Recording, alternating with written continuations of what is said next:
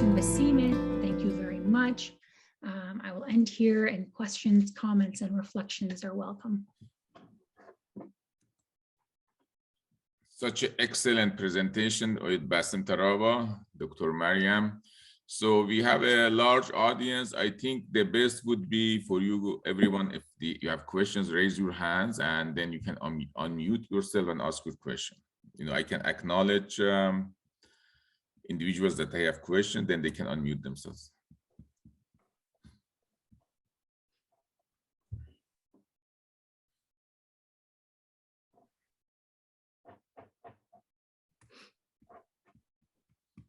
Mr. Bill James, you are number one. Go ahead. I jumped right in. Thank you, Tony. Thank you, Mariam. I appreciate the presentation so much. It's been a long time since I've had a university level class in political science or history, so I really enjoyed that. So I'm the chair of the Santa Clara County Democratic Party, and this fabulous organization is one of our chartered clubs, and we're really excited to have them as a new activity and force and group within our county. My question for you is about race in education. A lot of us have the opportunity to interact with school board members and help school board members get elected, and our opponents are just dastardly in their ability to frame something in a way that gets a big reaction from the majority forces. And so, you know, in Virginia, there's this so-called moderate Republican governor who, you know, wants to have a rule against teaching race in a certain way in schools. And it seems like so clearly going in the wrong direction. So what advice would you give us to, when we're talking to parents and we're talking to school board members, to help them think about teaching truth about race and racial history and the history of colonization and the history of indigenous peoples doesn't denigrate anybody. It forces people to confront something that's hard and that it's a mistake for our society to not confront. So what advice would you give us in this moment where we seem to be having these waves and these forces pushing us just in the wrong direction? Should I answer each question as it comes up, or how would you like me to do that? Go ahead, right now, answer, okay. Mr. James. Thank you very much for your question. Your question is very much an American context one, but I'll do my best. I have been following this debate about critical race theory in education in the States. I will start off by saying that these dominant structures are dominant. So white supremacy as a logic, as a foundation for how all of these structures are built and how we know everything in society, are powerful because they are made powerful. They are reinscribed every day in our everyday relations. They didn't happen overnight. They literally are perpetuated every day, right? And dismantling white supremacy is not going to come from those that are privileged or those that are benefiting from white supremacy just giving up that privilege, right? Which seems obvious, but it's a good reminder that we actually just need to do that work. It's a constant everyday struggle. It is amplifying what critical race educators and scholars are already doing, just amplifying their voices. Because if you take your leave from them, if you defer to them and their knowledge, they will actually show you ways to indigenize, to decenter white privilege from education, right? They're already doing that work. It's really just amplifying those voices, deferring to those voices, and then when they call for ways that you can be in solidarity with them, is then showing up and doing that work. It is extremely uncomfortable work. It is extremely hard work, but it's an everyday work that we have to do. I hope that answers your question. It's very helpful. Actually, it's helpful to have a non-American perspective, I think, sometimes. Mr. Murtazar Rahimi, Thank you, Tony John. Dr. Mariam Georgis, excellent presentation. Thank you very much. My suggestion to all of us who are present here in this seminar is that we cannot start a new party, but we have to join each other. And this new Iranian American Democrats of California is something that we can all join because it's open to everybody. We have to participate in the present system and then ask for our rights. You see, in my ancient language of Persian, we say, Yek dast seda nadare. One hand doesn't have a voice, but two hands, they can make a voice. So we need to participate in the politics of this country and form progressive organizations like this Iranian American Democrats of California, and then participate in electing good Assyrian representatives, Iranian representatives, indigenous representatives to places of power, to positions of power. We have to get our right. The right is not going to be given to us. We have to fight for it. Thank you. Very good. Dr. Mariam, any comment? No, just thank you for your reflection. I think it's really important that you have a space to have these kinds of conversations and reflections together. Very good. We have Mr. Sargon Al-Korji. Go ahead, Sargon. Hi, everyone. Thank you very much for this very educational. I'm very proud of you for all the information that you gave us. My question would be, get your perspective of Assyrians collaborating or working more with other, I would say, communities and getting our cause out to like basically everyone. The theory was always like work within each other, within our own community, and basically then promote our cause. To worry more about our community than worrying about what's going on around us. For biggest example, last year when BLM happened, when all those things were happening, participating in those events were looked at, for when Assyrians were participating, it was looked at as why you care about, all these things. We have enough problem within our own community. We should put all our effort in this type of basically protesting. And I'm wondering, like, how can we get out of that? And what's your advice on how we could get our community to start, looking around what's going on around us and basically being part of that struggle, I would say. And thank you very much again. Thank you. That's a really excellent question and a very important question. I've heard those sentiments for a very long time, being an activist in the Assyrian diaspora in my context in Hamilton and Toronto in Canada. It's not a very Assyrian way of being and acting in the world, is it? To only care about ourselves. It is a very learned, internalized kind of individualistic colonial way of seeing the world. And that is a very,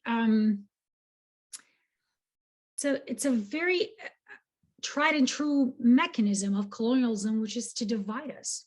Because all of us separately worried about our own causes, thinking that our causes have nothing in common, is actually a great way to weaken us. Right? But think about indigenous movements, struggles for decolonization coming together all over the world. You would be a lot stronger. right? You would be a lot stronger. And that's why we are told to just care about ourselves. It's just a way to distract us, but it's also a way to keep us apart. Our struggles are not separate. They're the same. There is no decolonization only in one place. This structure is global. The way we make states, the way we remove people off their land to make these states is global, right? And so it requires then a global response. It requires a response of all of the world's colonized, of all of the world's racialized, of all of the world's oppressed, whether it's through heteronormative patriarchy, whether it's through class, whether it's whatever, it requires that type of response. So I think what we have to do specifically in our community, but a lot of communities have to do this work as well, is to unlearn this colonial way of being in the world and to relearn our way of being in the world, which is a lot more, which is a lot more conducive to solidarity work, which is a lot more, pushes us to think about other people, pushes us to think about the land, right? And how to care for that land as opposed to destroy it like we are doing today. It requires a lot of undoing. And you're already starting to do that work, right? You gathered us all here today to talk about this from a very different perspective. And it's just continuing these conversations in our community so that we can unlearn this. And the more that we work on building these relationships with other folks, the easier it will be to kind of dismiss these individualistic colonial responses to participating in politics and to decolonization. Very good.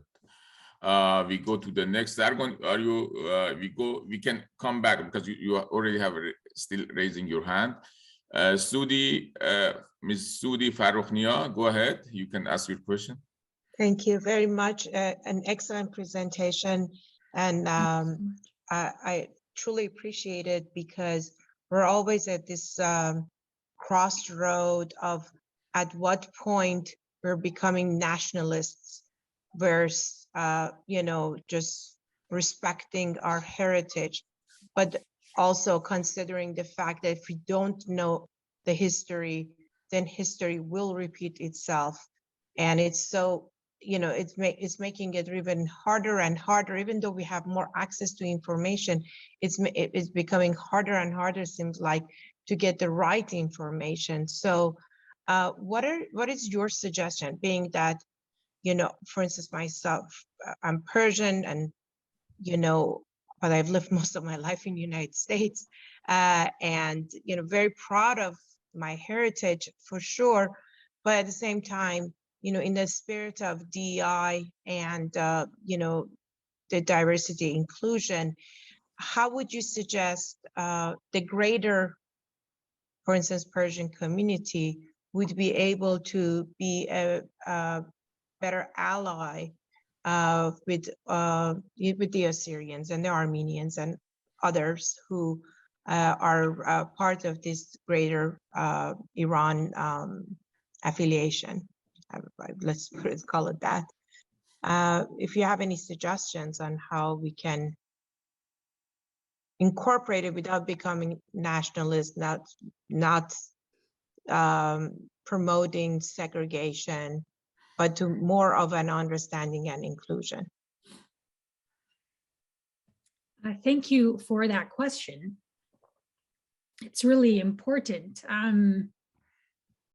Well, first, you've kind of already started to do that by showing up here to listen to an Assyrian tell you about their experiences of colonialism, including experiences in today's Iran, right? I think a lot of these states have to do this process of unlearning, and that can't start without first acknowledging whose lands that Iran partially occupies, whose land that Iran is partially built on, whose identity is the overall Iranian identity built on erasing, right? And Assyrians are not the only ones who are erased in the greater Iran identity, right? So I think being an ally means doing that work in the Iranian community first, right? Is doing that kind of unlearning, doing that kind of acknowledging of Iran's role, the state of Iran, I mean, its role in kind of erasing the Assyrians and their claims to land, right, back home, but also in the diaspora. It requires undoing that work. And then it also requires showing up to Assyrian spaces, listening to Assyrian perspectives, deferring to Assyrians when they tell you about their experiences, whether those experiences are in Iraq, Syria, Iran, Turkey, right, or even in the diaspora. So I think that's where that begins, is showing up and willing to listen and being open-minded and not being defensive.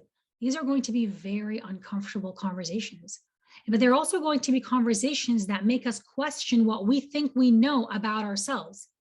And that is always uncomfortable, right? And then just sticking to that, despite that discomfort, is understanding your privilege as someone being able to say, I'm Persian in Iran, as opposed to someone saying, I'm Assyrian. Thank you. Very good. Thank you so much. Excellent answer. Mr. Lou Shermonte, go ahead. Yes, I thought it was great in your talk how you spoke about the idea of decolonization or decolonial actions. I mean, you know, here in the United States, at the time, the term Heinz 57, you know, is an old term to describe an admixture, originally really describing a lot of different ethnicities from Europe. But I take myself, for example, I'm the majority of my ethnic heritage is European, and yet, you know, I also have probably about, well, genetically, 15% of my heritage is from North Africa and West Asia. You know, I have a heritage that goes to sub-Saharan Africa. I have enough Cherokee heritage to qualify for tribal membership. So I think, you know, a lot of folks in the Western Hemisphere in particular, you know, do have quite a bit of admixture. They don't just have one ethnic heritage, and I think that plays into a lot of what you were saying about the idea of decolonizing the mind in a way. And you know, I will say that modern day, the idea of an ethno-state, which was a Western European idea originally, was you know, everyone being basically the same ethnicity, which greatly differed from the ideas of ancient empires, where you know, there was an acknowledgement that it was other people's lands that were being incorporated into a larger political sphere. I know that amongst some folks who were considering attending the talk tonight, they were concerned about the interrelationship with the Kurdish population as Syrians. So I guess what I'm saying is it's a very complex issue, sort of the decolonial issue. And that I think that in the United States in particular, recognizing that and recognizing people's mixed heritages ethnically is important in this whole process. Dr. Mariam, do you have an answer on the comment?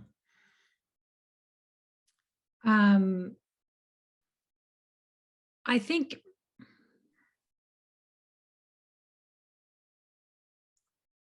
so. I think what I was trying to say in my talk is what it means to be Indigenous today, right? So I wasn't trying to get into this discussion of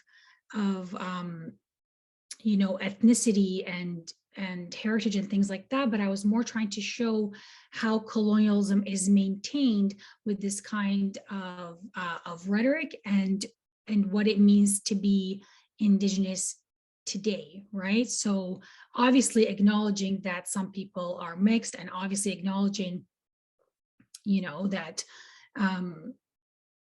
being Indigenous, saying I'm Assyrian Indigenous to this area doesn't mean all Arabs and Kurds should leave, right? It means that we can no longer live together in a way where my land is occupied, where I am marginalized, where I am dispossessed as an Assyrian, while you try to build this greater Kurdistan and Arab Iraq, right? It means me having sovereignty over my identity, who belongs to Assyrians, who belongs to our nation, and what happens on our land, being part of that decision making, right? It's not being a minority just because I number less today, right? So I think, of course, yeah, today settlers, people who have settled this land are going to be uncomfortable thinking about their role and their complicity in this, of course. But that discomfort shouldn't stop us from having this very real conversation about the lived experience of Assyrians, this experience of dispossession that I was talking about, this experience of marginalization, right? And that building a better future together where we can both be human beings, right? Where one of us doesn't win by the other one losing. So I'll end there. Thank you. Excellent. Donna Walsh, you are next. Yes, my name is Donna Wallach. Sorry. So, yeah. So it's kind of like a complicated thing I'm trying to say here. So let's see if I succeed. So the United States of America is a very strange name in the first place, right? Very weird name, and yet it's accepted by everybody, by the world's, by all other governments, but it's a very strange name, and it really means nothing, right? So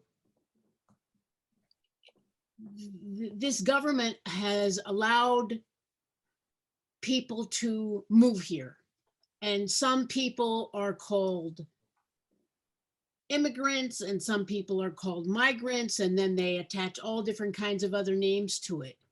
And many people have come here because the policies of this government have caused so much violence and dire poverty in the countries where people live that they're kind of forced to leave so that they can live, that they can provide for their families. And for some reason, even though in the last many years, this has been a very violent place to live for people who are not of European descent, and yet it's still kind of in the mindset, it seems to many people, that this is a safe place to come. And so,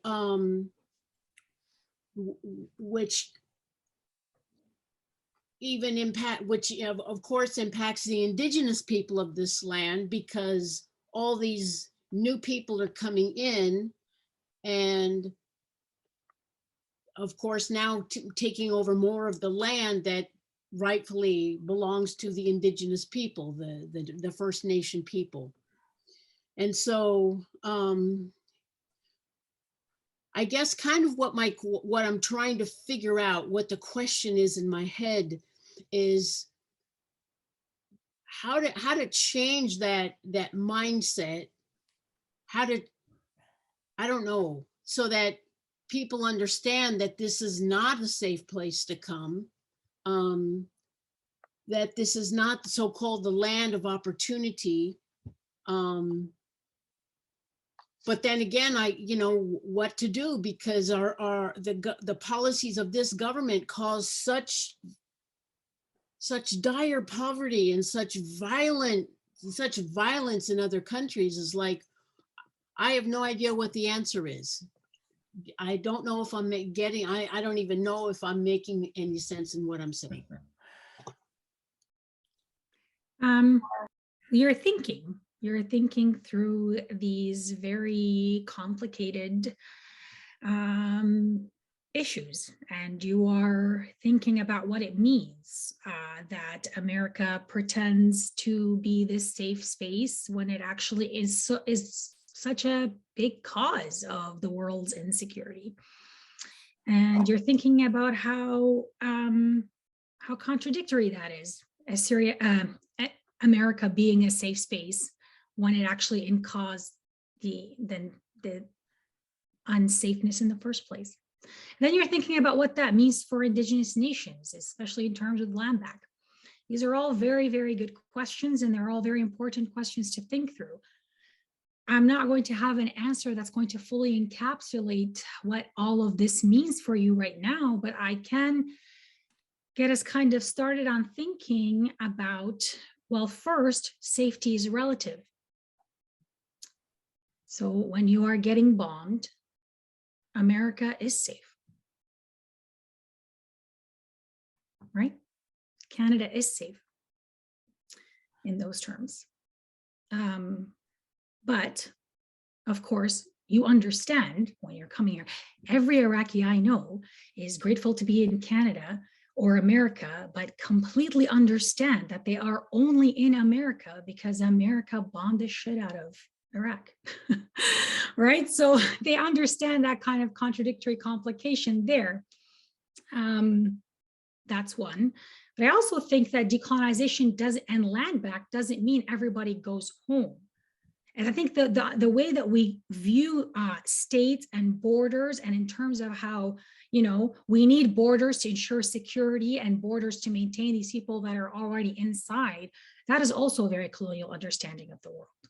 Decolonization doesn't mean everyone goes back to where they rightfully belong and no more movement across places. No Indigenous nation is going to kick you off and send you back to England, right? But I do think it's very important to understand what decolonization means, what land back means, what Indigenous sovereignty means. And that doesn't mean that people can't find safety on Indigenous land, right? It just means not being complicit in the settler colonial project, as I was talking about. I hope that is the beginning of an answer for you. Okay, we are already past 8:30, and since there are a lot of interest, you know, I kind of suggesting that we continue the Q&A session, and hopefully it looks like this discussion will sparking more interest in these topics, and we'll think of how we can continue to have more conversations on these topics. But if you allow me, we continue the, you know, because I can see now there are 6 hands raised for questions, so we'll go just to the queue. And if you would like to kind of, hopefully, I mean, looks like everybody's interested to stay. So let's go, Mas Haksade, go ahead, you could ask your question. Hi, thank you for a great talk. I really enjoyed it. Thank you. And I'm sorry, I'm gonna have a hard time articulating my question as well, but I'll do my best. What role, if any, do you believe fear plays as an impediment to reversing colonialism, specifically the fear that the dominant people, and sorry if I'm using, or I'm conflating concepts here, but let's call them the colonialists or the colonizers, the fear that they have that if they give an inch, the oppressed people will rebel, rise up, and do the same thing to them that they did to those people. How much is that fear?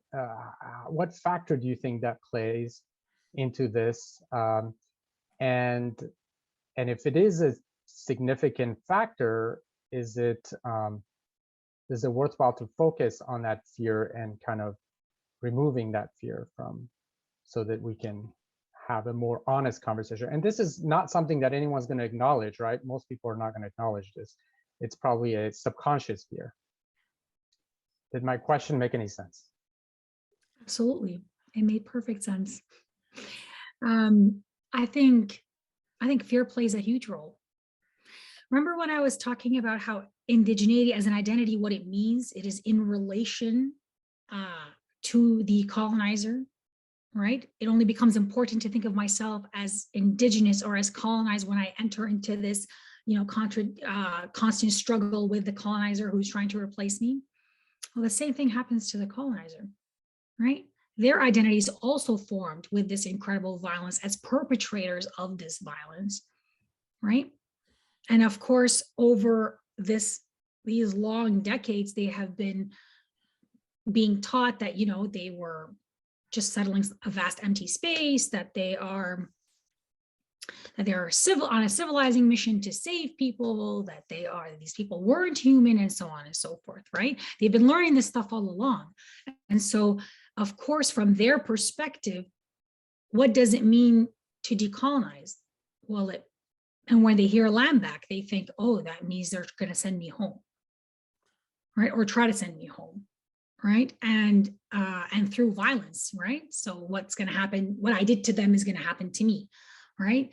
And I think that comes from a place of fear, but also comes from a place of not listening what Indigenous voices are asking for, not learning from Indigenous voices and not deferring to those voices and understanding what decolonization means, because it doesn't mean those things, right? It does mean that you're no longer going to be the privileged race in society, and that everything is going to be stemmed from your own world perspective. Yes, right? And that is going to be a loss, but it's going to be, and it's so, of course, there's that discomfort there that I was talking about before, but it doesn't mean what they imagine it to be. And I think that comes from the fact that they haven't been listening to Indigenous voices and deferring to those voices and actually trying to engage with what decolonization means. Very good. Thank you. So Helen Talia is next. My wife was just telling me, okay, but you didn't ask if Mariam has enough time because you are on a late thing and you might fall asleep. So we'll go till in another 20 minutes, and maybe we'll follow up with other conversation if you didn't, if you could not cover all the questions. Helen, go ahead. Thank you. Dr. Georgis, was it also a colonial approach as to why an overwhelming majority of Assyrians in diaspora engaged in one of the most imperialistic and illegal wars alongside the United States, Canada, and other Western powers in the destruction of their own indigenous land, Iraq, causing the direct uprooting of the largest Assyrian population in modern times? And I ask this because as much as we like to point a finger at Arabs, we also cannot neglect stating that white colonialism has done to the identity of the Assyrians in its origin form, which is giving them a white Christian identity that has created hatred most of the time for their own homeland, but also an inner struggle that we saw in the last 2 US elections. And I ask this with immense respect to you. Thank you. Thank you for that question. I can see where you are coming from. It's a question I thought when I saw Assyrians aiding in that invasion. Colonialism didn't happen without the collusion of people from that place, right? So there are, of course, segments of the colonized society that were playing a role in colonialism, that play a role in colonialism and in maintaining these structures. And Assyrians are no different, right? I think what you're saying, what you're describing is something that does happen.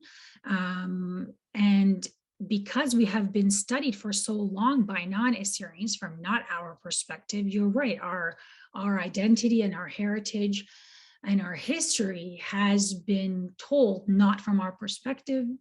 And so our identity has been told back to us as if that was how we viewed ourselves, right? And then, of course, certain dynamics inside the states of the Middle East that have made Assyrians in those states hold on to harder to their Christian or religious identity, because that also meant safety, because that was allowed. So you touched on a lot of layers there that are really important to, you know, to detangle and to think about. Thank you. Dr. Mariam Qazvini next.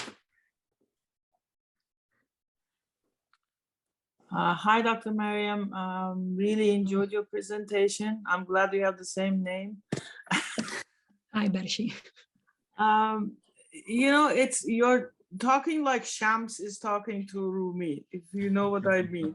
You're asking Rumi to forget everything, leave all your knowledge, like start learning from ground zero, which is really not that easy for all of the baggage that we've had since our childhood. And you were saying, okay, put all those baggage down and let's start fresh and become who we are, who, you know, what we were denied, we should slowly get it back. But I think for me, and I think I'm a language minority in Iran. So, and one time I met this Iranian lady that a teacher, my teacher, introduced me to her. And immediately she picked my accent and she said, are you a minority? And I said, excuse me, are you the majority? Because it was really, really offensive, you know. But my point is, knowing all of this, and thank you again for all the knowledge that you provided tonight, what can we do? Like really a simple way of saying, when somebody confronts us, like you were saying, what can we say to them to not to be defensive, but to make them understand the way they have been, the way they are going is not okay.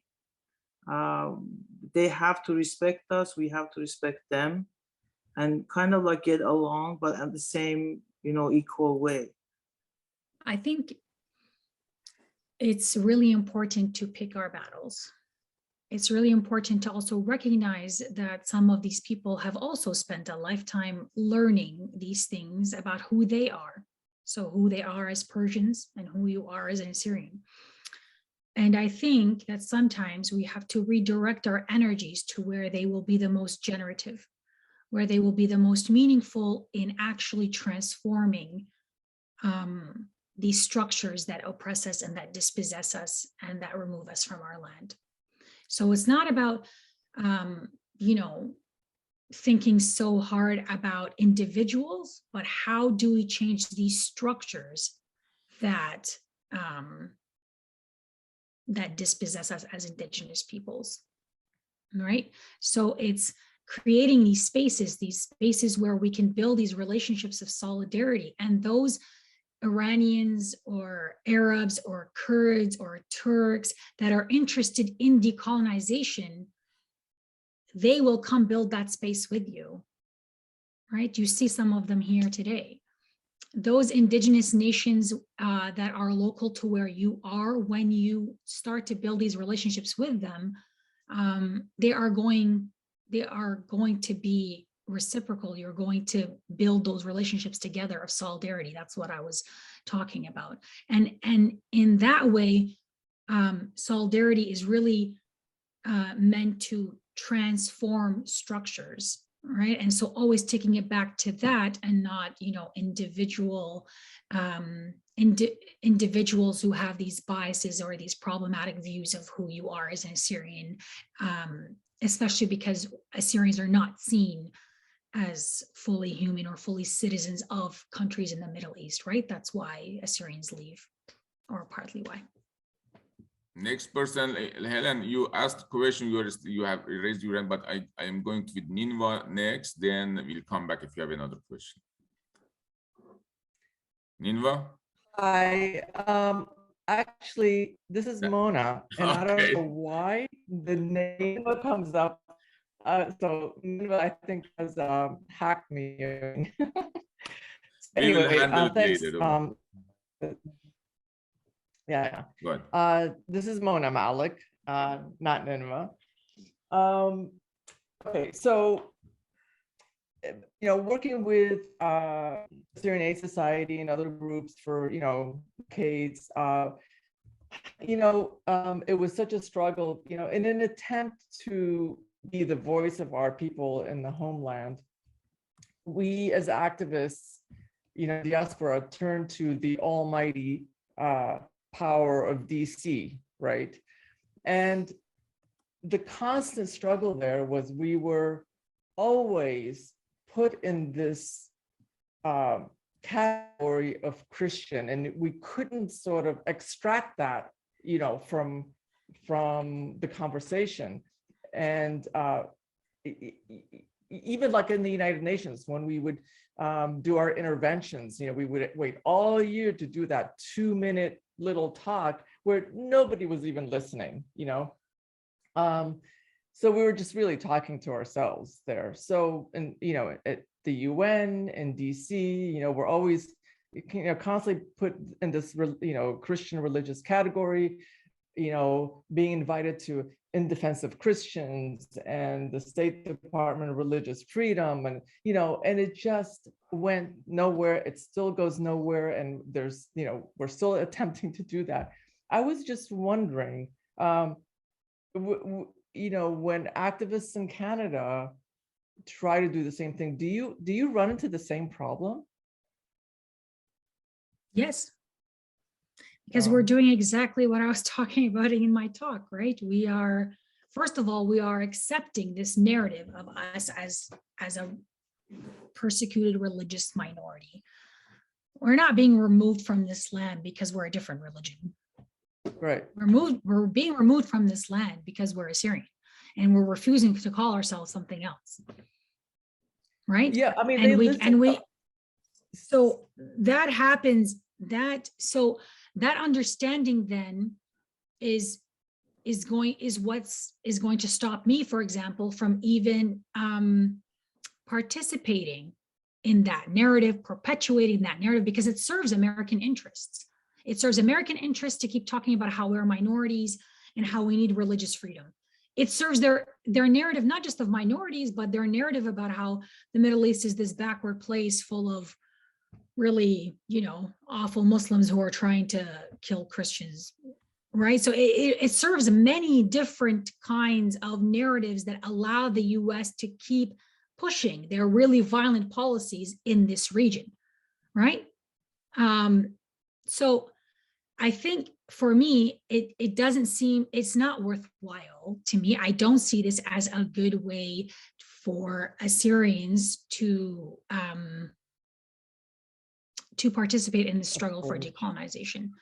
So this is why, for me, I always talk about, thinking about our location, thinking about our complicity, understanding who we are, how we got here, and then really, really thinking about what it means to be in solidarity, because solidarity is the way forward here. It's not, living up to these narratives of America and Canada about who we are. We know who we are. We're not minorities, right? So the reason why we run into these problems is because it's set up to only think of us as minorities. So I'm not going to perpetuate that, and I'm not going to give it any kind of power. I'm just going to ignore it. I'm just going to not see it as a way for Assyrians to move forward. Right. That's how I would see it. Yeah, I mean, the problem is that the powers to be, like the State Department, they invite the clergy and the religious leaders first. And I mean, I followed like a week after one of the clergy was at the State Department, who had told them, well, when they ask him, well, are you with, you want to be under Erbil or under the Baghdad government? He said, well, even though the Kurdish people treat us as second-class citizens, but at least, they give us security. And I was just appalled at that. I didn't even know how to answer that when they asked me, well, what does Assyrian aid think of, do you want to be under Erbil or under Baghdad? I said, neither, Anyway, thank you. Very good. you. Walter, you are next. So Dr. Mariam, that was an excellent lecture. Thank you very much. Thanks very much. So my question is a little bit kind of connected to the introduction, when basically I was talking about how people, Assyrian people, are split in so many different ways, religion, almost ethnicity, Syriac, Chaldeans, all that kind of stuff. How do you put this back together? Is there a way to do it?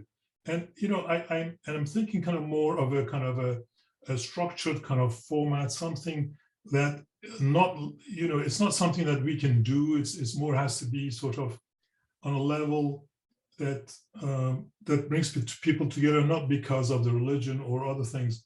Let me just give an example of how, I learned about how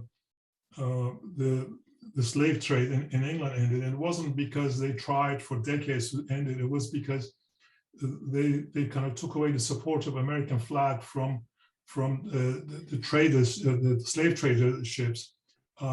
Pirates attacked them. They went out of business, and slave trading ended in England. So something that kind of like it's different, a different approach. So what are your thoughts on that? I think for me, I understand our divisions as not organic, inherent divisions. I see them as ways that colonialism has worked to divide us, to weaken us, to conquer us. And this has happened across the board, not just by Christian missionaries who called us by different names, but also by Kurds, by Arabs, by Turks, right?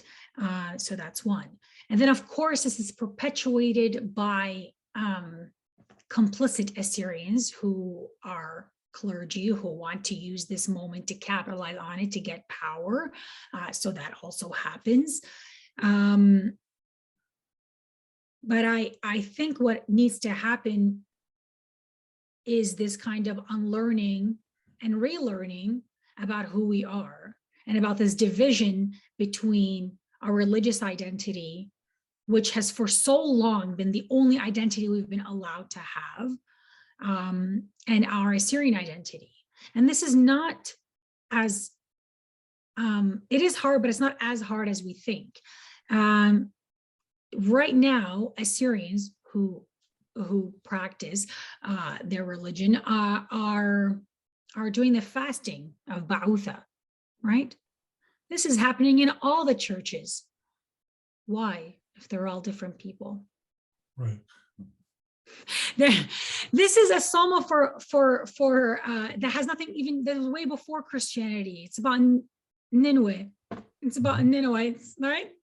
And it's a way that Christianity kind of used the local culture and festivals and whatever, and to infuse that to get these people to stop being pagans and be Christian, right? Right? When you speak across each other, across villages in different accents, you all understand each other more or less, right? So we do have these shared common interests. We have a lot more in common than we do divided. And then we really have to understand where these divisions are coming from and combat that. It's not people, it's certain structures in our nation that benefit from this division. And it's certain people who are in collusion with our oppressors to gain power for themselves, right? But the more you kind of have make these spaces, create these spaces for Assyrians to come together and listen to each other and talk to each other and understand each other's experiences, especially since we were divided across borders. My experience in Iraq is going to be different. Even inside Iraq, whether I'm from a city, whether I'm from the north, right? Whether I'm from somewhere else, right? And then are my experience if I'm Assyrian from Syria or Assyrian from Turkey and Iran, right? So creating these spaces, allowing us to come back together as opposed to how long we've been separated. And that's really how our differences have been solidified, is because we've been separated for a long time for a reason, right? And you have to understand that reason in order to combat it. And then also understanding that, you know, this sectarianization, right, of our identities, of thinking about sects, of religious denominations, it's a phenomenon we see across the entire Middle East. And that also is done by colonial powers, right? Right. That also is done by colonial powers to weaken those states as well, right? So there are different layers of coloniality, especially when you are Assyrian, because we're not the majority anywhere. I hope that answers your question. Yeah, thank you. Excellent conversation. If you allow me, I want to ask that we kind of wrap up the meeting. I think we had enough intellectual stimulation for tonight, right? So we can stop here, but I'm sure we will continue this line of conversations because it looks like there's a lot of interest across, you know, when I look at the audience, we have very diverse audience here too, that, you know, from different walks of life. So thank you so much for attending. I see some other hands raised, you know, we just give it 2 more minutes. If you have things to say, and let's wrap it up. And I promise that we'll have more similar events. Just applauding. We're just applauding. Okay, very good. Thank you. Thank you so much for inviting me and for welcoming me to this territory and for sharing and creating this space with me and for giving me your time tonight. It's been a real honor and pleasure. Thank you very much. Thank you so much. you. Really, everybody enjoyed it. Thank you. We'll have you more coming for future events probably.